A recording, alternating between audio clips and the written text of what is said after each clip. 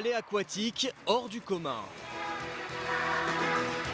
Depuis 40 ans, ces orques ont fait la fortune des parcs SeaWorld aux États-Unis. Des numéros spectaculaires et une fréquentation en hausse constante, jusqu'à ces derniers mois.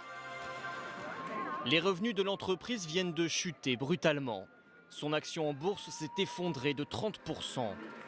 Et les manifestations se multiplient pour dénoncer les pratiques de ces parcs. En cause, ce documentaire. Il révèle l'envers du décor dans toute sa cruauté. À commencer par la capture des orques, filmée ici dans les années 70. Il y a des avions, des guetteurs, des bateaux rapides. Ils jettent des bombes dans l'eau. Ils allument les bombes sur les bateaux et les balancent aussi vite que possible pour blesser les orques.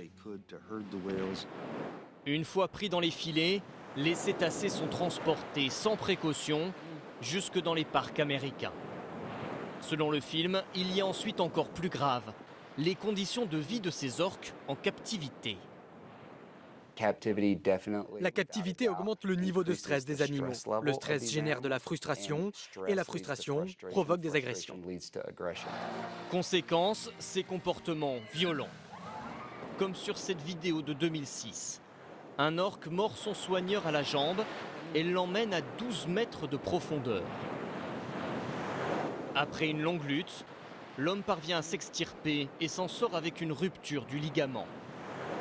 4 ans plus tard, cette soigneuse a eu moins de chance. Elle est morte noyée par une orque en pleine représentation. Face au choc provoqué par ce documentaire, SeaWorld a décidé de réagir en annonçant hier de nouvelles piscines géantes pour les animaux.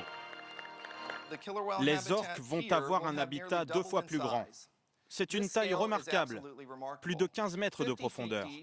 SeaWorld espère ainsi enrayer la dégradation de son image, même si certains politiques proposent désormais purement et simplement l'interdiction de ces spectacles.